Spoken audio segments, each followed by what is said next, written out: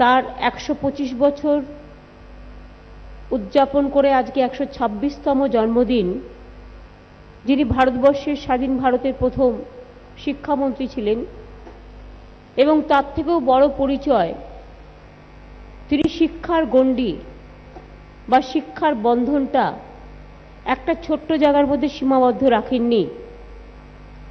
দেশের নেতা তিনিই হন যিনি সবাইকে নিয়ে একসাথে কাজ করতে পারেন।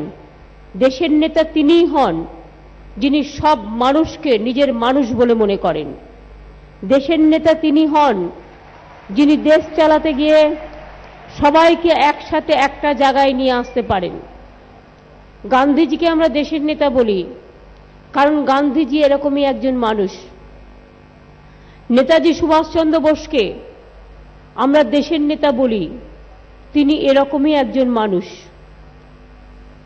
সেরকমভাবে গান্ধীজি নেতাজির মতো কখনো ভগৎ সিং, কখনো গুরু নানক, কখনো মহাবীর, কখনো বুদ্ধ, কখনো জেসাস ক্রাইস্ট, সারা পৃথিবীর সমস্ত প্রিয় মানুষদের কাছে তাদের যে বার্তা, শান্তির বার্তা, একতার বার্তা, ঐক্যের বার্তা, সংহতির বার্তা, তারা নিজ নিজ গুণে নিজেদের সমৃদ্ধ করেছেন। মৌলানা আবুল কালাম আজাদ এরকমই একজন মানুষ ছিলেন যিনি ধর্ম দিয়ে, ধর্মের পরিমাপের গণ্ডিতে নিজেকে আবদ্ধ রাখেননি, যিনি অনেক বড় একজন মানবতাবাদী মানুষ ছিলেন। নির্ভীকতা একজন মানবতাবাদী মানুষ ছিলেন। নির্ভীকতা, মানুষের সাথে মানুষের ভালোবাসা, শিক্ষার মধ্যে কোনো গণ্ডির মধ্যে সীমাবদ্ধ না থাকা এবং শিক্ষাকে সভ্যতা ও সংস্কৃতি এক সুন্দর খোলামেলা, পরিচ্ছন্ন, পরিষ্কার, ট্রান্সপারেন্সির মধ্যে দিয়ে যিনি নিজের ভারতবর্ষকে দেখতেন, সেই মানুষটির পবিত্র জন্মদিনে আজকে আলিয়া ইউনিভার্সিটির নতুন ক্যাম্পাস। আমার আগে আমার ঘোষক বলছিলেন সুতিকান্ত যে 19 মাস লেগেছে এই বিল্ডিংটি করতে, আমার তো মনে হয় 16 মাস লেগেছে। এবং যখন আমরা এটা প্রথম করবো ভেবেছিলাম, প্রথমে আমাকে অনেকেই বলতো 4 বছর লাগবে, 5 বছর লাগবে। আমি এখন একটু একটু তর্কাতর্কিও করি যে কেন 4 বছর লাগবে, 5 বছর লাগবে। ইচ্ছে থাকলে অনেক কাজ খুব তাড়াতাড়ি করা যায়, এবং তাড়াতাড়ি যে করা যায় তার প্রমাণ এটা। আজকে কল্যাণ ম্যানেজার যেখানে উপস্থিত নেই, কল্যাণ তখন HRBC চেয়ারম্যান ছিল।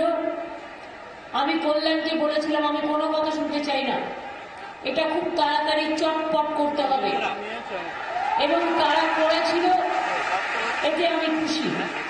এবং আমি আরো খুশি এই কারণে যে আমার মনে হচ্ছে আজকে মৌলানা আবুল কালাম আজাদের জন্মদিনে একটা নতুন সৃষ্টি আমরা আমাদের দৃষ্টি দিয়ে দেখলাম, যে সৃষ্টির মধ্যে দিয়ে অনেক ছাত্রছাত্রী সায়েন্স অ্যান্ড টেকনোলজি, কে বলে আমাদের ভাই বোনেরা পেছিয়ে থাকবে? কে বলেছে? আমি দেখছিলাম আমার কত ভাই বোনেরা বসে আছে, মেয়েরা বসে আছেন এক পাশে পুরো আলোকিত করে, পেছনেও আছে, সামনে পেছনে আমার ভাইরা আছে। কে বলেছে আপনারা পারবেন না? নিশ্চয়ই পারবেন।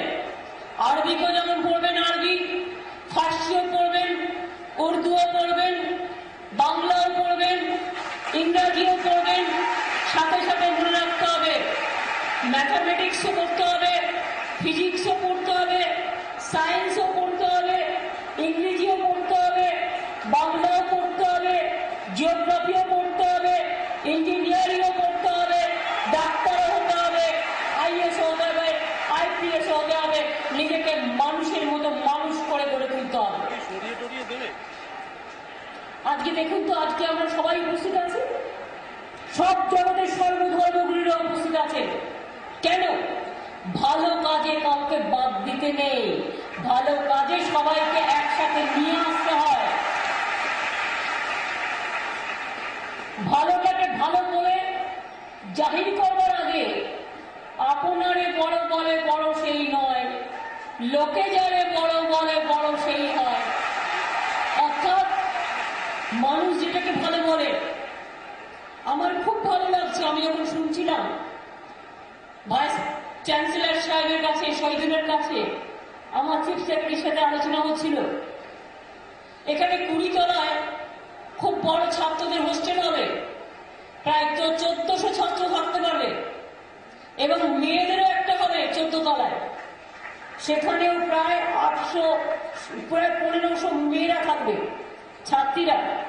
অর্থাৎ পড়াশোনা করার, থাকার জায়গা সবকিছু থাকবে এখানে।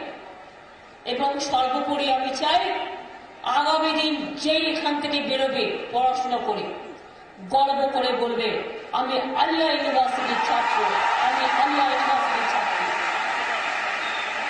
মনে রাখবেন, যারা নিজের অস্তিত্বকে নিয়ে গর্ব করে না, তাদের নিজস্ব বাঁচার ঠিকানা থাকে না। I am proud to say, এই মাটিতে আমি জন্মেছি, এই মাটি আমাদের মাটি। গর্ব করতে হবে। গর্ব করলেই দেখবেন অহংকার আসবে। কোন অহংকার? আমি বড় নিজে বলার অহংকার নয়, আমার শিক্ষা আমার অলংকার, আমার সভ্যতা আমার অহংকার, আমার সংস্কৃতি আমার অলংকার। যে বক্তৃতা দিয়েছিলেন সেন্টার অফ এক্সেলেন্স, আর একটা ইউনিভার্সিটি তৈরি হবে বিবেক তীর্থ, এরপরে 5টার সময় সেই প্রোগ্রামটাও আমাদের আছে।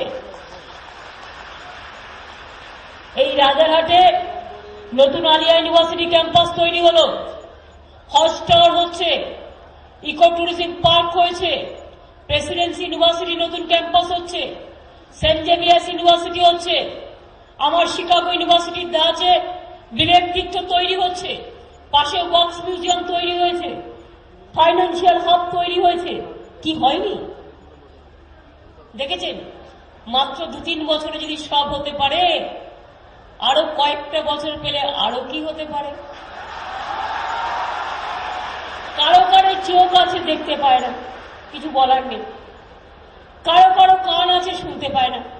তো আমরা কি করতে পারি? যদি কেউ চোখ থাকলেও দেখতে না পায়, আমাদের দায়িত্ব কোথায়?